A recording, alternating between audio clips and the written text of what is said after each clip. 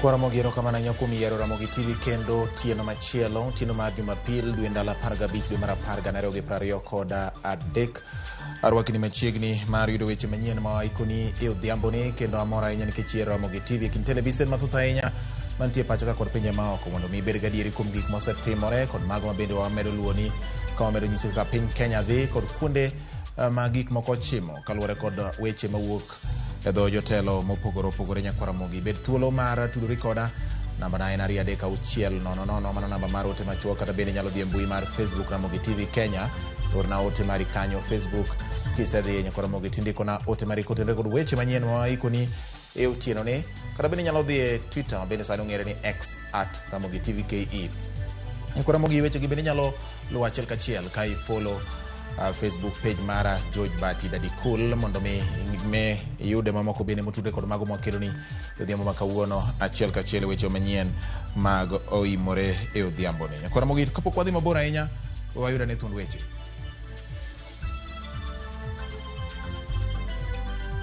Mika kwa sababu nikifikiria hiyo nyumba nilikuwa nimejenga through Nduthi nimesave for 5 years. Jodak mama voko medo kwano lale sama chenro mar muko udi korodonjo e odiechieng' mar adek. Fuelo do kata ka en 150 obed 150 no to ji ong'igo te dichiel. Jo Kenya dwaro duoko mosiko e wi nengo mauta ma piny owacho siko medo dwe ka dwe. We have 1,000 police officers waende pale pia wapate experience. Mission in Haiti will not compromise our national security. Piny owacho singo ni tero bila e piny Haiti ok biro cho chenro mora mora mararita mapachoka.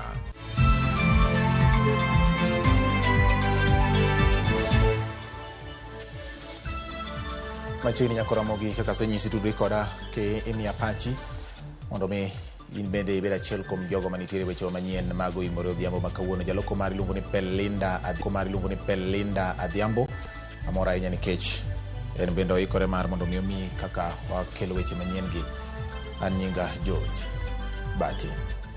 Chenro mar muko udi mane koda ywaruok mavoko e kaunti ma Machakos donjo e odiechieng' mare mar adek odiechieng' makawuono gudi medo kwano lal ka udi mag nyadhi imuko achiel bang' moro. Moko kuom jodak miwa sigana e wuoth margi mar gero udi masani koro osemuki to kod mago makoro dong' ma ochiegni muki. Jai lieta nigi ler mar wachne. Kamora mora ma wang'i ng'iyo e lobni malachne romo hekta 4,298 e gwenge ma Mavoko kaunti ma Machakos mor mar tingni mamuko udi rwaki. Kamora mora ming'iyo udi ni piny chalo kuma lweny otimore. Kata sama mor mar tingni dhi nyime jodak makae odong' gi paro matut koma gichim. Simon Kisoi jariemb boda ng'iyo kaka tinga muko ode. En achiel kuom joma oyudo lal kaluwore kod ng'eto mar doho. Roho imeumika kwa sababu nikifikiria hiyo nyumba nilikuwa nimejenga through Nduthi nimesave for 5 years. Ile nimejenga ndio nimeoa kwa sababu Nduthi nilikuwa nimejituma. Ndio ni save pesa nione tu nikuwa na future poa. Lakini sasa hii niko hivi sasa nimeachwa hivi. Ondamo motin kowuok kae Catherine Kilovo Siombua geno mar yudo kata mwandu moko matin kowuok e odni mosemuki. Mana kaka jowetene okia ni kiny mare chalo nade. Sasa hata nakwambia hatuna mbele na nyuma. Unaona mwezi mahali huko. Hatujui tunaenda wapi. Tunapanga tu vitu. Uone vitu vikiwa vimepanga. Unajua ukipanga vitu yako unaweza pigia mtu akutumia kitu kama Mungu anajua tu. Achiel kachiel gi muko madhi nyime kambi stima mar Kenya Power sani actual stima ne jodak ma Mavoko mamedo nego geno matin mane odong' e mwandu gi maromo milionde mag omenda. We are being taxed. Hiyo levy ya mbado ya housing, ya affordable housing. Wakati umeniangushia nyumba yangu, nimespend 5 million, nimespend 10 million, nimekopa kwa bank na bado nyumba yangu umeangusha. Tena naendelea kuchangia ule mradi. Kusema kweli, ukweli uko wapi? Joseph mok nyinge mar adier osebedo katiyo e boma ma Juba e piny South Sudan kuom higni 14. Mae nokonye gero odni man gi kuonde nindo 7. Iye muore ni mar odni bende idhi muki. Ei odni ineno tich mano oketo e gere kendo bere. Lekne duto mar bedo gi dala ne tore koneno kendo onge gimonyalo timo.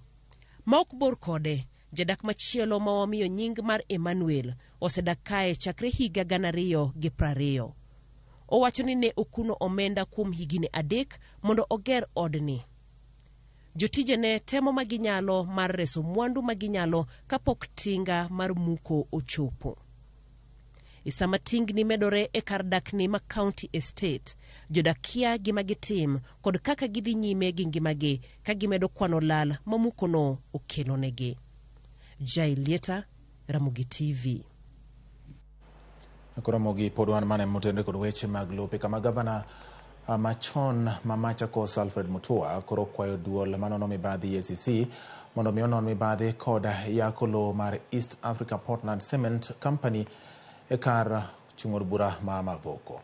Odwaro mondo orang lope mayudore Athi River e kar chung'od bura ma Mavoko manomi kambi mar East Africa Portland Cement Company Limited. Wacho ni lobno osechak yaki kendo iuse maonge puoth mar kambino kod kaunti ma Machakos ka andika mag kambino nyiso ni thuolo margi mar bedo lobno pok orumo.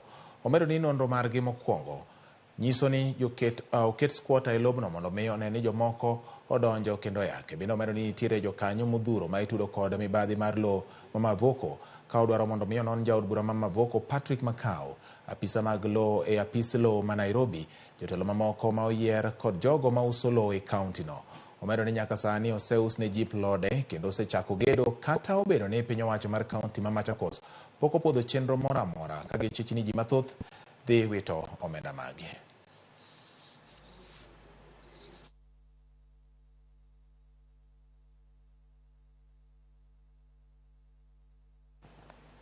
Yakoro mogi ka owuok e gwenge mag Mavoko to koro wadhi ane motende kod weche mag arita kwe gi chenro mag piny owacho. Piny owacho singo ni wach mar tero obila e piny Haiti ok bi ng'iko e yo moro amora weche mag arita ma pacho ka.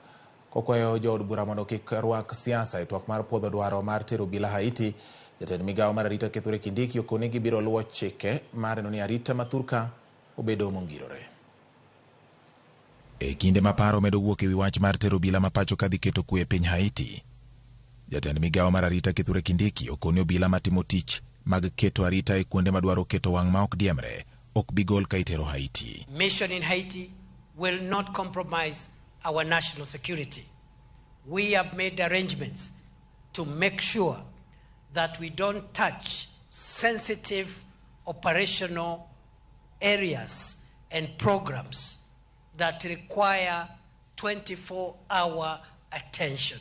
And therefore, the fight against terror, the fight against banditry, the fight against organized crime will not be affected by the deployment to Haiti. Kindiki kwayo od bura mondo kik rwak siasa e twak mar puodho tero obila Haiti ka okoni weche mag arita ok owinjo bedni iriwo kod weche mag siasa. We want to ask our members of the National Assembly and Senate not to politicize security matters and to discuss the Haiti deployment as a legal obligation and as a matter of the public interest. E kinde ma jatend migawo mar arita Kithure Kindiki medo lero ni chike ibiro luwo motelo ne tero obila oko mar Kenya, jalup jatend piny Rigathi Gachagua manoyuoro e alam Narok owacho ni lony mar obila ma pacho ka emomiyo duol mar arita ka riwruok mar pinje piny mangima UN odhialo Kenya kod ting'no ka oko bende ni oganda jo Haiti gin jorotenge mowinjo mikony. Polisi wetu wa Kenya wametambuliwa ya kwamba ni officers who are professional ambaye wanaweza kuaminika kwenda kusaidia wenzao katika dunia. Na hii Haiti kama hamjui, watu wanakaa kama mimi ama nyinyi. Sote ni watu weusi.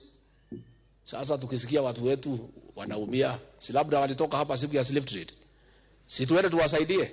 Ewi weche makedo kod maundu ma Thurka, jatend migawo mar arita Kithure Kindiki omedo jiwo obila mondo kik mi jo maundu thuolo moro amora mar hinyogi ka onyiso obila mondo ti kod magina kod bunde magin go e chwado ja maundu moro amora mageto hinya pisa mar obila. Kama wezi wa mifugo watatishia maisha yenu na silaha, msiruhusu hiyo silaha iwapate.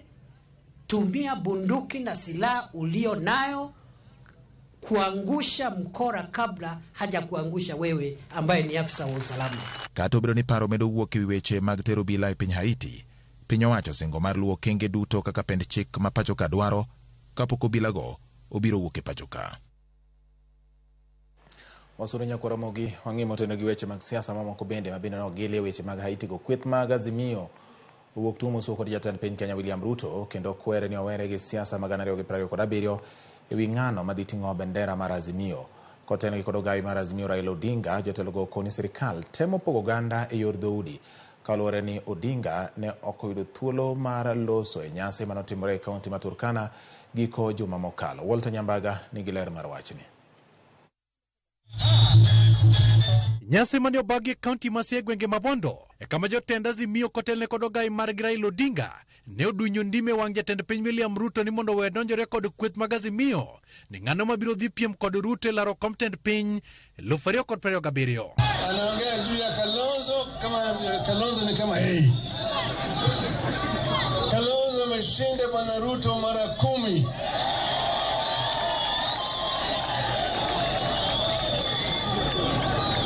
Yeye ni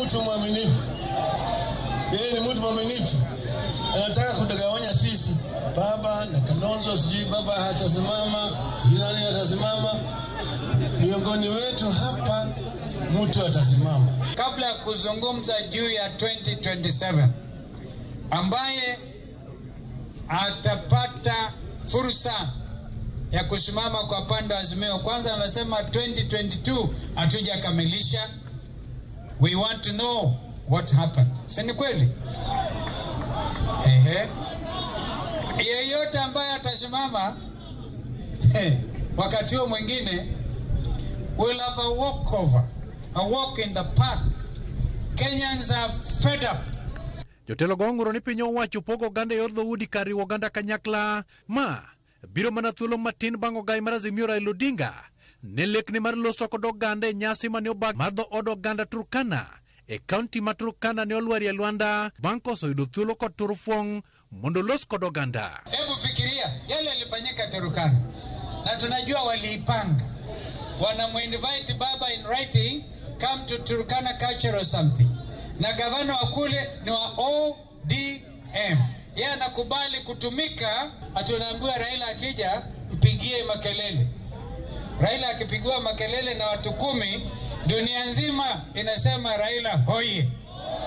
Raila hoye. Huyo mjamani kanija sisi masaa 5. Tukikaa hapa na mnajua ile jua ya Turkana. Tukikaa hapa hawezi kupeana heshima kwa Raila Amolo Odinga. Na Raila Amolo Odinga amepigania mambo mengi katika dunia hii. Jotelo wakata kamano bino kone Kenya kwanza mondo fuong bech ngima kar fuongo wuoth to kod keto maine gigo mok ger japiny e kinde mangima ridore. He is the single minister of roads, he is the minister of water, he is the minister of health, he is the minister of culture, he is the minister of sports, he is the minister of everything. Ruto, I also want to ask you to say the truth for once. Because whenever you move around, you promise so many things. You even promise things which belong, which are devolved to make it worse. He never fulfills any of those promises he makes. Azimio bendo dhi ataro kodwa sirikal mar tero bila 1,000 e piny Haiti. Azimio nono kit nengo kata chudo ma sirikal nyalo yudo e wi chiwo kony mag arita kwe e piny mawendo kapachoka e kinde counties madhok gi to pod njore ogidore. Kila police squad wanapelekwa Haiti. Umesikia maneno? Is it a reward kwamba umeoa watu yao? As we speak, watu wanapigwa mishale Sondo. Kwa nini kwanza sort out shida ya Sondo na kwingineko? Insecurity. Walter Nyambaga, Ramogi TV. Wasuru nyime jatend jotije mag piny owacho Felix Koskei okwayo oganda luo kod mago mag jokalenjin mondo mi oriwre kendo ti kanyakla e weche mag chwalo kod jiwo dongruok e kindgi. Koskei mane twake kinde nyasi mar duoko erokamano e kanisa mar ACK St. Luke's Ndara Parish e kar chung od bura mar Arieda Otielo ni oganda ariyogo nyaka dag mana gi kwe. James Okoth nigi mathoth.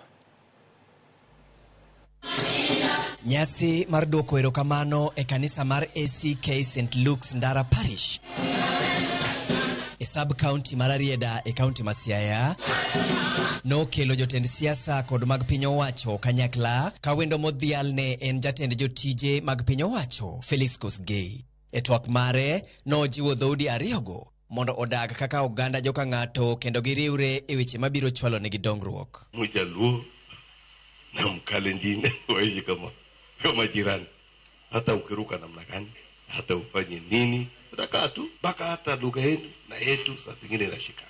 Kama masiwa mnaita cha, tunaita chego. Kukimbia mnasema ngwe, sema ngwe, ine, angwa, nyinyi mgapi? Angwen. Sasa omedo lero ni kata gwandruok oseneno e kindgi e kinde mokalo nyaka koro gidag e yor horuok kendo gi kwe kalore ni giduto gin joka ng'ato. E kinde mabende nolero chenro mar piny owacho mar chwalo dongruok kuonde duto e pacho ka ma onge akweda moro amora. Na mwenye hataki tuwe moja, tutalazimisha mpaka tuwe nini? Kitu kimoja. Hakuna sehemu hata moja ile itawachwa nyuma kwa maendeleo ya serikali. Neotene kod jatend migao mar weche tudruok Eliud Owalo kod jagoro mongirore e migao mar weche arita Raymond Omolo. Owalo nopoyo okenge ma piny owacho osekawo mar chwalo dongruok kaluo kendo paro alwora ma Nyanza e weche pok mag dongruok. Wasebedo nyaka ni wabed gi independence, wasebedo gi sirikande mang'eny, but wang' ni wayudo sirikal mohero ogandawa. Nyaka wabed jombola, nyaka wabed jomohero sirikal, be wanyis sirikal kido maber. Kama koko nitie, pesa ok bedie. Uwinjo dhok mawachono? So wabeduru gi a good environment which can facilitate investment. Eneno ni weche mag alwora orit makare kendo kalore gi chenro mar piny owacho mar pidho yien bilion 15 e higni 9 mabiro. Jagoro mongirore e migao mar arita Raymond Omolo nokwayo jopiny mondo odhi nyime gi pith mar yien ahinya to e kinde ma koth pod chweni. So inabidi tupande miti, tukue na chakula kwa manyumba zetu, na tukue na pesa mfukoni, na tuishi kwa amani. Jotelogo bende nolero ni jopiny chenro mag dongruoge e kaunti ma Siaya kendo singonegi ni chenro mayande jatend piny oyango e kinde limbe mare kama oting'o apaya mabondo leunda e kinde mamoko ibiro tieki kalure gi chenro. James Okoth, Ramogi TV.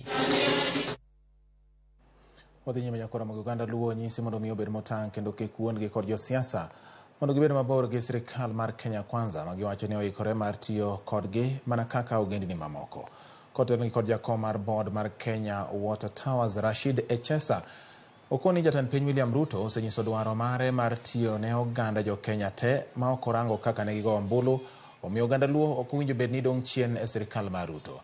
Ne giloso sikri e kar chung'od bura ma Kasipul kama ne giyuore nyasi mar siro kweth mag wakeni makono.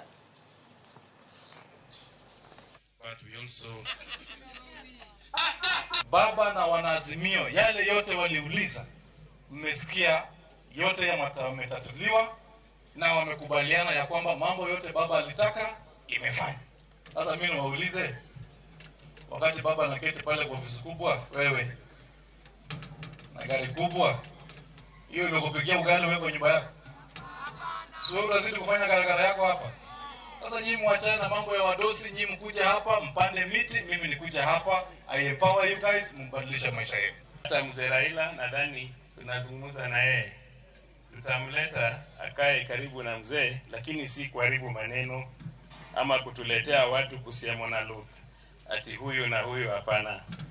Yeye ni mzee tunaheshimu, kidogo ile iko atapewa, hawezi kaa njaa na tuko kwa serikali. William Ruto is one president that has been in Luoland more times than all the former presidents combined. And this is the man you are telling me is doing nothing to the Luo. Let us be serious about what we live in. And let somebody not tell you that anything is UDA, anything is in ODM, anything is what? Those political parties are not edible. Kausura ni moko kuom jokanyo mag riwruok Kenya Kwanza oselipota ni idhi non duoko mar yiero maduong' mokalo. Jaod bura ma Kiaru Ndindi Nyoro Owacho ni weche mag yiero ne oserumo tok land jaloch kendo kweth mar Azimio winjo mi piny owacho thuolo mar timo chenro mamoko mag dongruok ne jopiny. Omedo ni jokanyo mag Azimio e kaunti kata e komiti mar twak ne ok ochwalo paro mar weche mag nengo mag ngima mani malo ma nyalo konyo jopiny.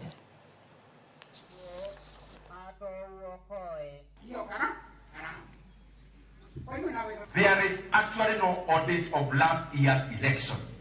The people of Kenya are already done with elections. The only time they are raised is for work. Na pia niwaeleze wale mlituambia mnaitisha mazungumzo ati muongee maneno ya cost of living. Vile tunaona sasa, kumbe wale wa upinzani wanapotezea sisi wakati, kwa sababu katika ile sijasikia hata moja katika hiyo mazungumzo anasema cost of living.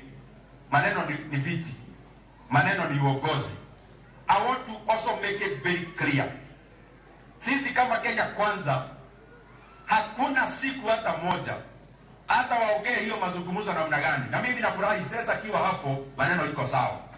Wajue hivi, hiyo mazungumzo iende juu, iende chini, iende kulia, iende kushoto. Hakutakuwa na salamu za handshake Kenya. Kwa sababu hatuwezi kuwa after every election ati kuna mtu anajaribu kubulldoze sisi. Na pia I make it very clear, there will be no serikali ya mkate nusu ati itatokea pahali popote. Wadhi nyime nyako Ramogi, tend din mar Islam SUPKEM okungo lweny madhi nyime e kind piny Israel kod Palestina ka giloso kod ute mag fwambo e od lamo moro mar jo Islam e bomani ma Nairobi kotenlo gi kodo mar Mwinyi kod Sheikh Mohamed Faki kod jaod bura ma Kamukunji Yusuf Hassan. Jotelogo dwaro ni mondo piny Kenya ong'ad oko tudruok osiep kod ng'iyo mantiere kind Kenya kod piny Israel kendo gichung' kod piny mar Palestina. SUPKEM wacho ni gichano bago ng'anyo dier boma ma Nairobi juma manyien ka gisundo godo riwruok mar pinje piny mangima UN mondo mi okang' mapiyo ewi nek kod monj madhi nyime e gwenge ma Gaza. We are calling upon the government of Kenya to break relations with Israel with immediate effect. Africa has spoken. Through the Africa Union, the position of the African continent is well known. The position of Africa is a free Palestine. Palestinian people given their rights to self-determination and to rule themselves. We are also asking the Kenya government to dissociate themselves with the activities of the Israelis and civil relations, and if possible, send away the Israeli ambassador immediately and recall our ambassador in Israel to come back as a matter of solidarity to the people of Palestinians. What is happening now, these mass atrocities, is crimes against humanity. Kamano nyako Ramogi kuom kedo Ramogi TV thuolo marwa mar kawo yo mokwongo chopo gi kanyo kama bende amora ahinya nikech podi medo keto wang'i ka walidhe moko kuom ote ma iorona mondo ibed ni bende in achiel kuom yama winjore achiel kachiel kiketo wang'i kendi ndiko na Oguda ka Yesu wacho ne makalda berndi fuel ema beche sani koro chendo yot bende ok oyudre, pumps are all dry. Wacho ni kuonde logo mo sani koro gina kuonde motuo kuru. To wacho ni jolony gi kibede ng'at moro ma jarieko manyalo loso gari maringo gi pi kata mana lo kole gari to gari ringa. Mano penjo mar Oguda ka Yesu. Morris Dianga ul kam gundo wacho ni batine ni kenda winji makaranya odaka akwedo e okang' mamalo wach mar medo bech fuel dwe ka dwe nikech mano medo nengo gik mochuno e ngima raia ma yutone ni piny. Wacho na mos na engineer Ocharo tekri mar piny owacho Kanyamkago kero kamana inya pani ote no dhi makare. Joshua Udhoch Sonja Wood Katieno wacho ni omor kod weche manyien gin gimin joy kendo mor ahinya. Min pilot mar Ndhiwa wacho ni amor ahinya wan gi nyara Madam Rais Anyango amor gi Ramogi TV kaka kelno weche manyien mochan kendo odhi ng'eyo makare. Purity Agai nya majimbo nya nam wacho ni antiere gwenge antie gwenge maga Taveta koni kendo Ramogi ler. Wach mar muko udi ne malit na sana odonje chunya kendo awuora kama ji nyalo ringo chopie. Kefa kata rambo mar masara god kwer masara wacho ni ler bech fuel emanego wa mane manimala ahinya. Jombiza kawuok goda onyinyo wacho rambo gi ler awuoro gik ma jotendwa wacho mane wach mawacho ka jodak ma omuk utegi ma Machakos go onego sirikal ochulgi. Onge kaka ng'ato nyalo gedo kamor ka jotend sirikal kia. An Fred Osuru antiere Dandora Phase 2 wacho kamano. Ma Owino Janabi kantiere Oyani Masai wacho ni gimoro achiel kende malitna ni every month imedo mafuta. Gima medo mana bedo matek kendo medo idho. To kata jopiny yuagi to jatendwa ma William Ruto okdeu awuoro Kenya. Mano wach mowacho karka. Batima makosore Frederick Ouma kata Gabo Woodmin Adundo kantiere Nyakune got Homa Bay County ka wacho ni Ramogi ler lakini kaka piny tek sani temo mako dhoga. Nengo mauta imedo piny maru. Jo Kenya inego bende moko imuko utegi to government olinga mosna minwa Pamela kawan kodeka kod jopuonj mag Ruga Mixed Secondary School kachiel gi jo klas 12 madhi timo penj maduong' ma higa ni. Nyasacho mondo mi otel nwero kama na nyakum ote mari kanyendo. Anoka otego nwore ka gidwa nwore nyadinwoya omiyo koro wewe akaw yogi kanyo kaduogo nyakwa Ramogi podan gi mathoth weche manyien mag OIMORE omiyo mer bana kete Ramogi TV.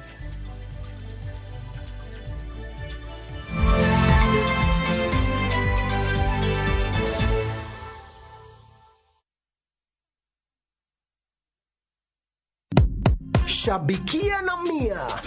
Bet with 100 Kenya shillings or more kwenye shabiki.com for you to stand a chance of winning amazing cash prizes whether your bet wins or loses. Kila Tuesday, 25 winners wanashinda 5,000 Kenya shillings each, na on Friday, 5 winners wanashinda 10,000 Kenya shillings each. Register, play and win. The more you play, the higher your chances of winning.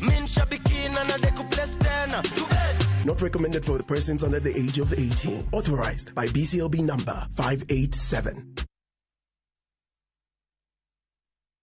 Hii mwili kubwa inatuletea sida. Munatuita majina kama kiongozi, chairman, basenga.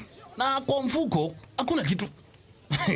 Tukikuja Harambee, please do not request for money based on our body size. Wengine wetu ni poor eating habit, mara laxity kwa gym. Wengine pia ni genes tu ya familia. Kama nyinyi ni wakubwa tu. So please, do not ask for money based on the body size. Simple. Dial *811*281# to get Madwong.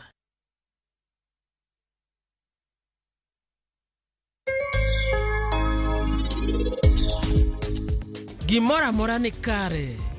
Sama jok moko nigi nyiego, Helen, rangane. Ing'e ni ora ma anahero ni, ohero meher nyathina gi chunya achiel. Donge?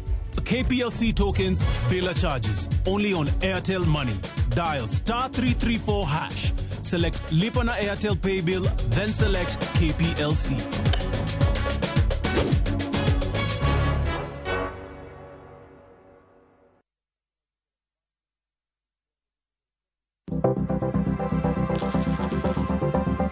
Mondo mi ikungo omenda e yo mayot kendo e yo mowinjore, onego ibed kod paro mar kungo dwe ka dwe, juma ka juma, kata odiochieng' kodiochieng'.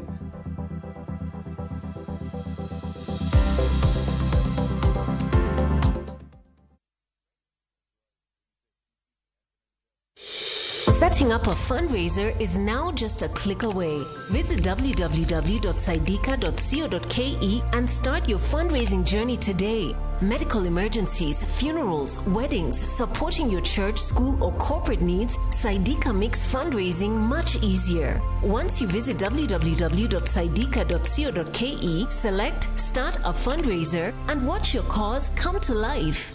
Share your fundraiser with friends and the global community for seamless support. Donate and receive funds easily through mobile money, debit, or credit cards. Dial *802# or visit www.saidika.co.ke and be the change today. Saidika, connecting hearts, changing lives. Together, we make a difference.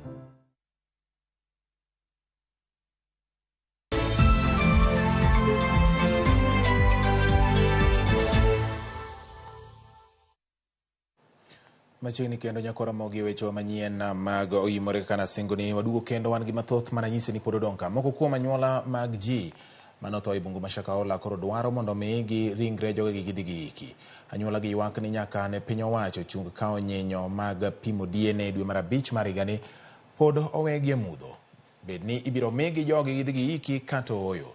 Kaka Judith Omondi lero, jokendo ni ratiro mag oganda bende koro sundo piny owacho mondo mi ogol duoko mapiyo mondo mi bura matudo jadolo Paul Mackenzie kod nek madhi nyime kata nek mar oganda Shakahola mondo dhi nyime.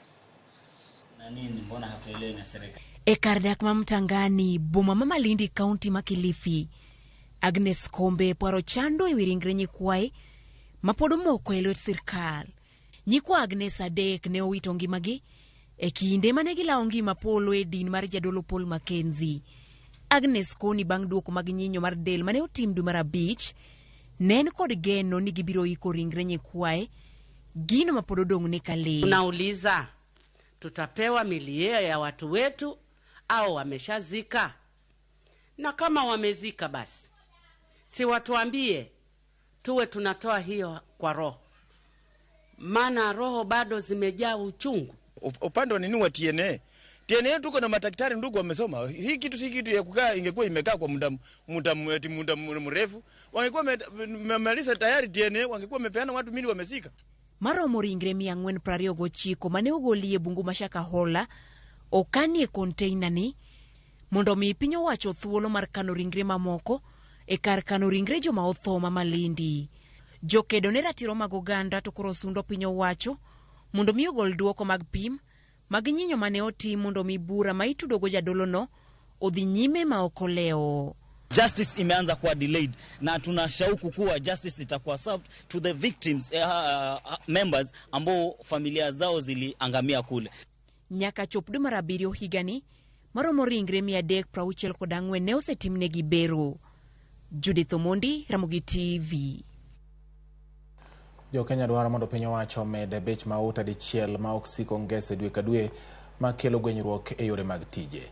Etwa kod jo Kenya sekta mopogore opogore gi yuago medruok nengo mar mauta manotim kata manyo dichiel manyoro ma giwacho ni medo mana hinyo ngima gi mapile pile. Joriembo okwedo meto makamano ka giwacho ni kastembe gi koro weyogi kendo miyogi chwanyruok ka gisiko gi medo nengo mar wuoth kinde ka kinde.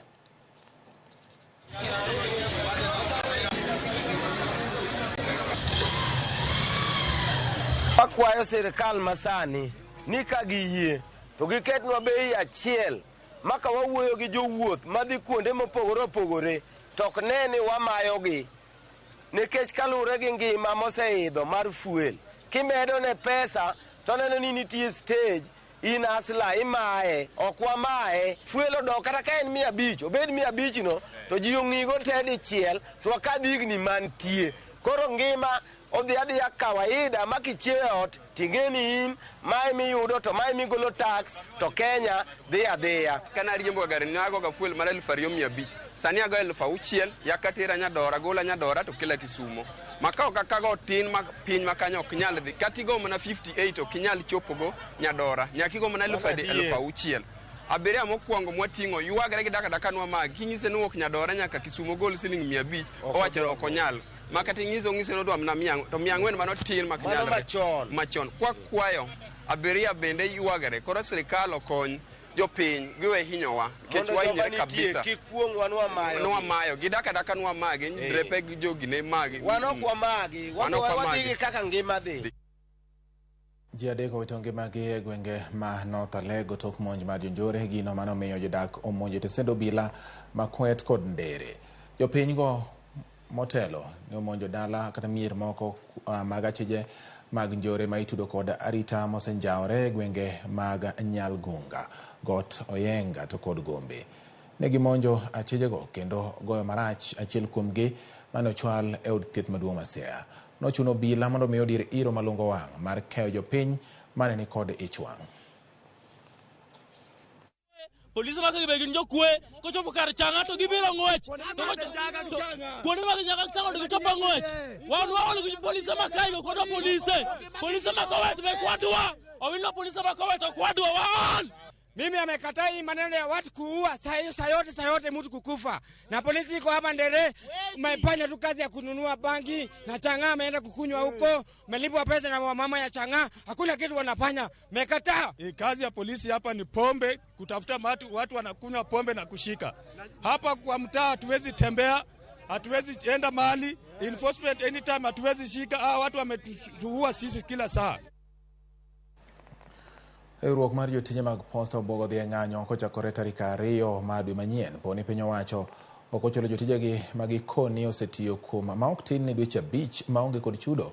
Ka otelni kod jagoro mar riwruok mar jotije piny owacho e migawo mar tudruok Benson Okwaro, ikoni gopegi mahao bilion 3 ni oko, kendo deko margi mar teko mar chopo ne piny owacho mondo mi otiek midhierono pok osedeo.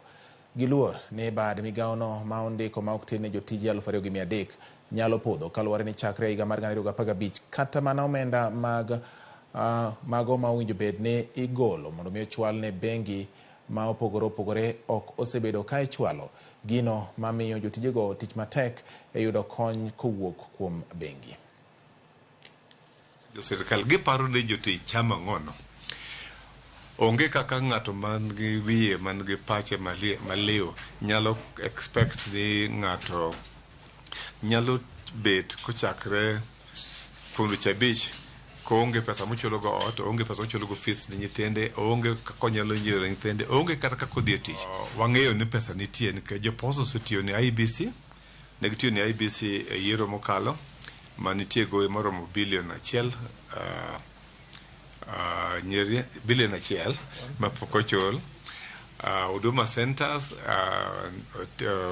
ohaya services mag uti mag joposta pok gichulo gowi maromo 1.7 billion. Kochopo tarik 2 dwe mar 11 koyudo kapok joposta ochulo mshahara mag jotich, to waboluongo jotich duto matiyo posta mondo owuog oko. Kamano de konywa mondo wayud mshahara mag jotich. Tend boma ma Kisumu dhi nyime gi tiego apisas mage wi chike mag apaya kod weche mag apaya e chuny bomano kaka yo mar duoko chien dhungruok mag nyamburko, geng'o masiche mag apaya e kind weche mamoko e chuny boma ma Kisumu. Ka gitiyo machiegni gi obila mag weche mag apaya, chenro no donjo odiechieng' mare mar 2 ka tend bomano koro kwayo joriemb nyamburko mondo mi obi oti machiegni gi apisasgo e medo bero chal mar weche apaya e chuny boma ma Kisumu. Jatend apisas mag kaunti ma Kisumu Janes Omondi olero ni chike matayo weche mag apaya e chuny bomano kendo chiwo siem ne joriemb nyamburko mabiro buono chike magiseketo.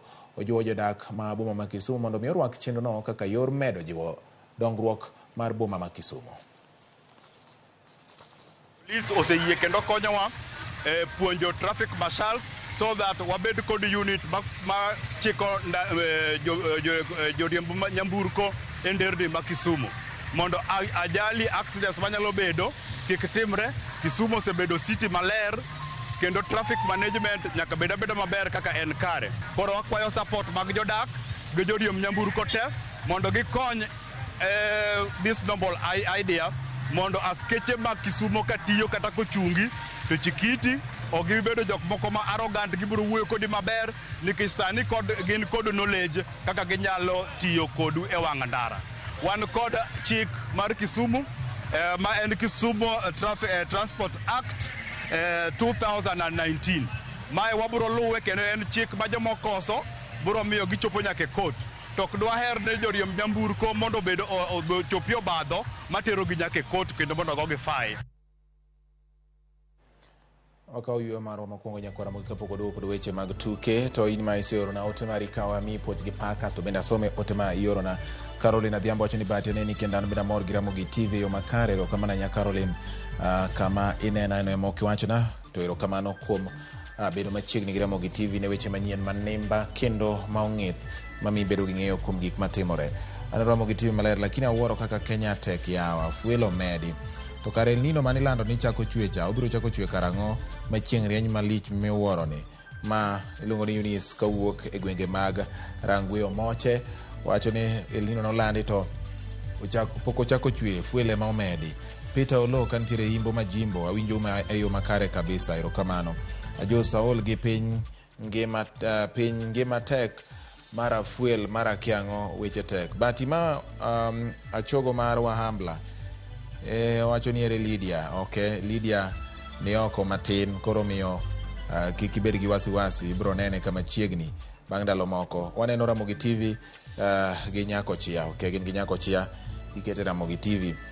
Kasto Ramogi TV le rainya akwayo ne Luala Secondary School hawe maber ka gidhi timo KCC Mosna Monica Dongo Jack Mulala from Kameji wacho kamano. Erokamano Jack. Ramogi TV neno maler koseleka nengo mauta ema nego jopiny aman sayote kawuok kosele wacho kamano. Nyako Ramogi weche thoth sae matin wakawane yweyo moro ka madundo to ka duogo to aparo ni poda ang' nachaka lidh moko ka watieko weche manyien mag OIMORE otieno ni. Ka kamano gie sani to wadhi ane yweyo waduogo kod weche mag tuke.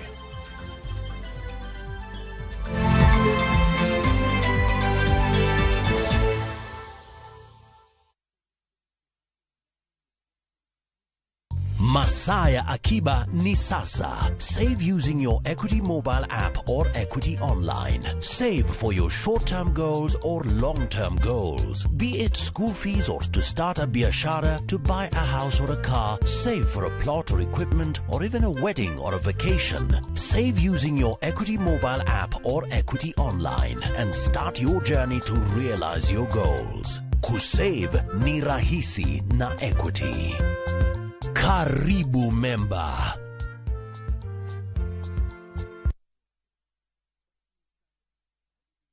طلع البدر علينا من ثنيات الوداع وجب الشكر علينا ما دعا لله داعي أيها المبعوث فينا جئت بالأمر المطاع. Bonyeza star 811 star 382 hash kupata mzuri sana na bia.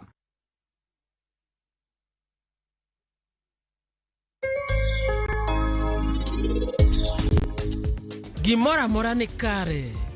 Sama jok moko nigi nyiego. Oh, Helen. Rangane.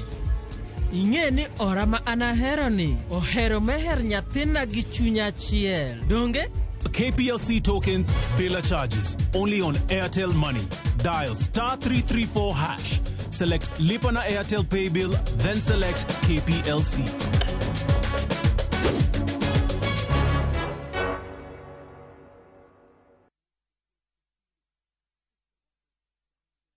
Ageno ni ano kawiro makeup mang'eny ahinya. Angadia ni nitiere nyako kae momori ahinya. Introducing Kundali Bhagia in Luo. This is a story of two sisters who lost their father, and in their quest to find their mother in another town, they find love. Enjoy this romantic drama of Kundali Bhagia in Luo on viewsasa.com. Mano ber ahinya. Era mit, era odak e kindwa.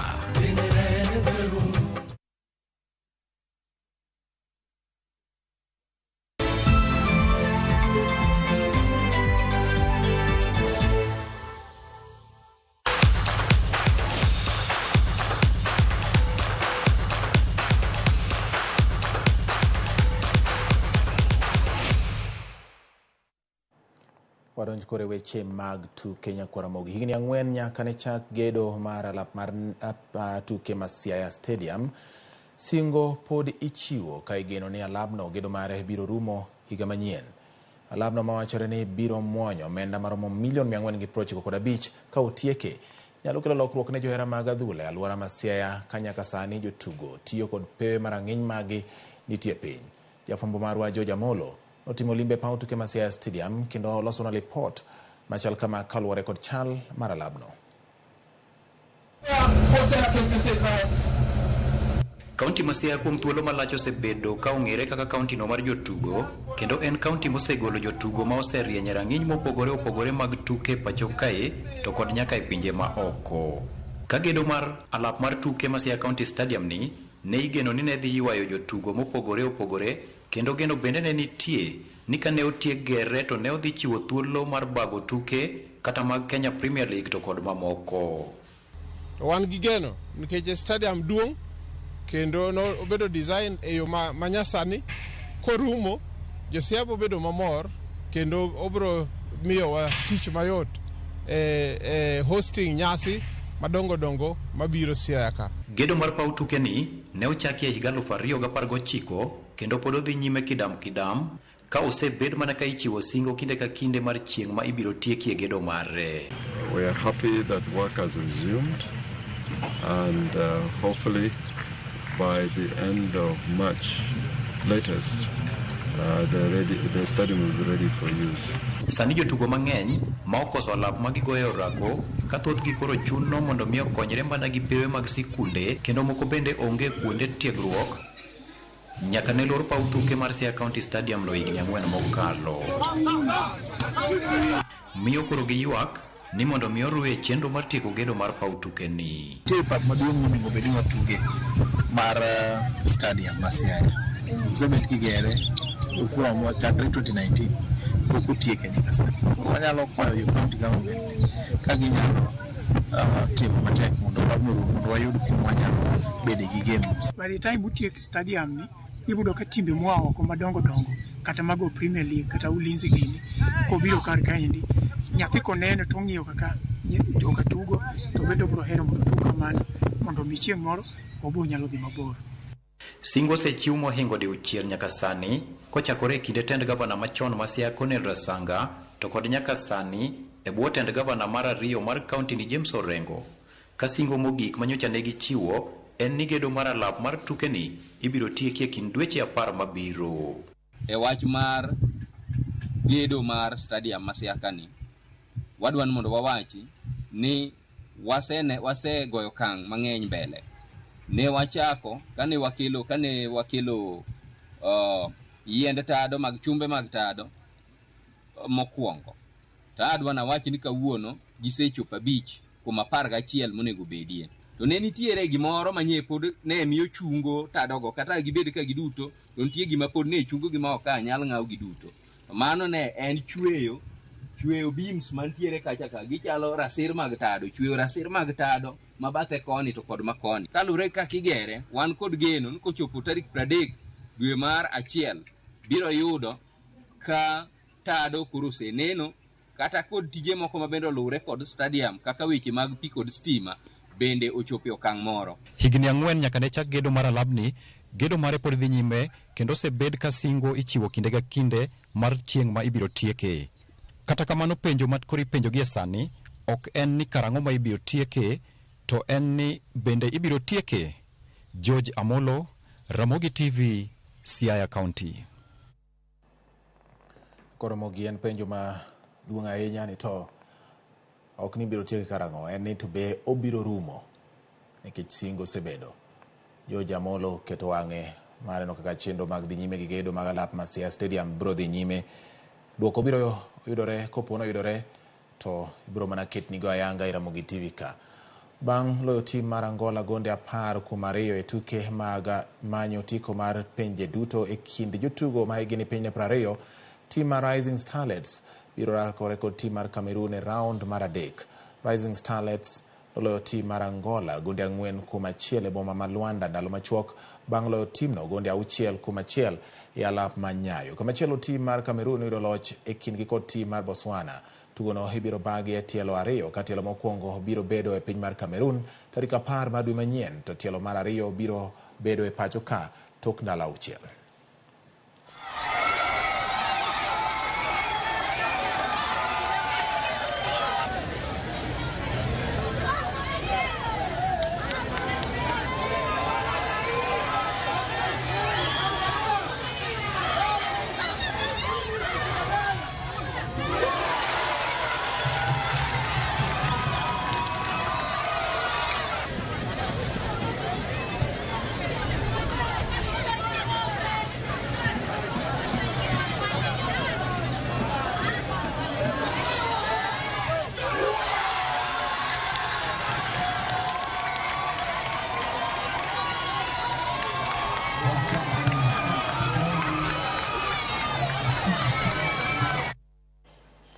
Koromogi wadhi nyime kama tim mar Harambee Stars biro rakore kod tim mar piny Russia odiochieng' ma kiny e tuke osiep ma ibiro bage piny mar Turkey.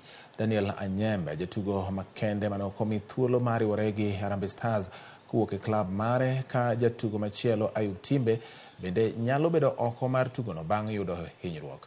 Harambee Stars osetugo tuke 3 mag osiep kane giyudo loch achiel e kindgi kod tim mar Qatar, kendo wito tugo mar 2 e kindgi kod tim mar Iran gi Sudan ma milambo. Kamachielo tim mar Russia biro e tugo ni tok loyo tim mar Cameroon gol 1-0 e tugo mar gi mar osiep mokwongo. Loch mar Harambee Stars biro chwalo gi chung mar timbe kabende ma biro e seche mage kore ni tuke mag manyo tiko mar tugo e piny mangima. I want to hear you speak. I want to hear you speak. There's coordination up.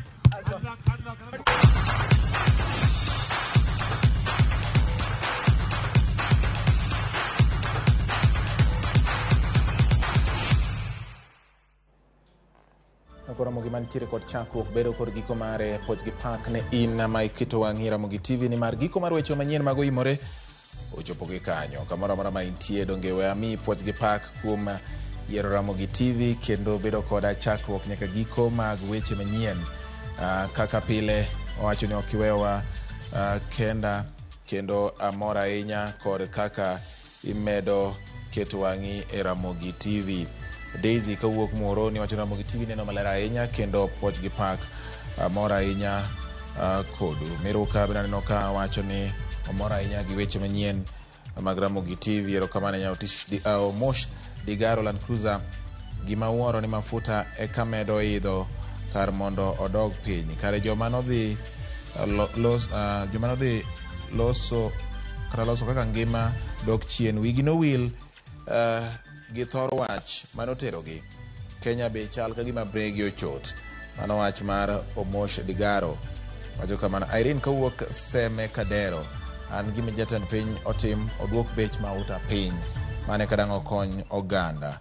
Erokamano ahinya kuom kete ka Irene gi ote mari ma imiano ler. Wanene kaka wan gi min Agiri mano pin namba na weche mag fuel ema omako dhoga Odiso Jabungu kawuok Kanyabiye. Erokamano nya bati an Ezekia ka an Songo Ramogi lerande kendo amora ahinya kaka opieyo weche manyien maber. Erokamano. Omondi kawuok Ndere. Polise mandere odhi adhia nikech koro gichal gima giseng'iyo gi jopiny ok gidwa timo arita kata keto arita mano kelogi giwe jopiny lalo ngimagi. Rigano koth kawuok Kudho. Ramogi ler ahinya kendo amorgo sana. Ng'ato nyiso ni wuod tsunami Ramogi TV ler kabuoch malele ka wan gi mama na Roda Kinyi Amen Paul kod yuori luongo ni Roso Goda Meshako Juang mondiko neno. Erokamano Ragot Emily neno maler kendo gin go wargi Julius Ragot. Weche manyien choponegi e yo maler kendo makare. Donge kadang' awegi kanyo nyakwa Ramogi ok dang' abed ja richo nikech thuolo ma wan godo bende koro nyisa ni oserumo kaendi. Omiyo wewe alure gi ka Meruka wacho ni nyaka ne jatend piny bi kano mami ji tenda moko okay, wacho ni nyaka ne jatend piny dhi e gwenge ma Nyanza ngima medo mana idho kendo medo bedo matek. Ono wach mar Meruka. Kamano yakoro Ramogi Pochgi Park ni mikawo thuolo mari kendo iyudo weche manyien mag OIMORE kowuok e odwa mar kawo weche manyien. Pod wabiro medo timo kendo odiochieng' makiny mondo wamedo fwambo ni gi reporters magwa e gwenge mopogore opogore. Jaloko mara obedo Belinda Dhiambo kuom thuolo duto te. Jowa ma bende osiro weche manyien gi kowuok e reporters magwa nyaka e gallery ka otelnegi kod Bob Wafula kachiel kod cameraman mara ka iluongo ni Kev. Ya duto manitiere gallery oting'o kanyo Washira, oting'o Hezbon, Liz kachiel kod wuod Karachuonyo iluongo ni Benteke. Gintiere kanyo nyaka Ramogi kendo amora ahinya kodgi ka gin gi Bob Wafula e kiru machielo kanyo nyaka Ramogi. Ka ok kamano an bende makoro ni agonu ritini an be an mana nyathiu George Bati. Nyasaye mondo mi obed kodu otieno makare riti masani.